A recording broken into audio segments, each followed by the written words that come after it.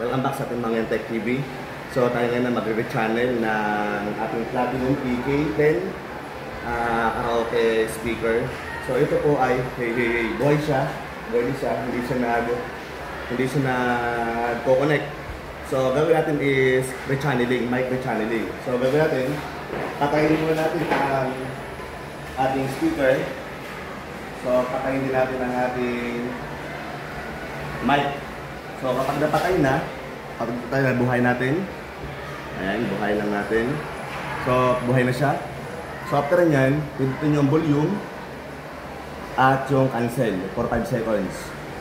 So habang nagbiblink ng ilaw, bubuhay natin yung unit. Bubuhay natin. So pag nabuhay na siya, silang dalawa na mag-search sa isa't isa, magpipiring na silang dalawa. Pag nag-stop siya sa pag-biblink, ibig sabihin, piring na sila. Piring na sila. So, try natin. Sound check, baby. So, pareha sila ay gumagana. Sound check. Sound check.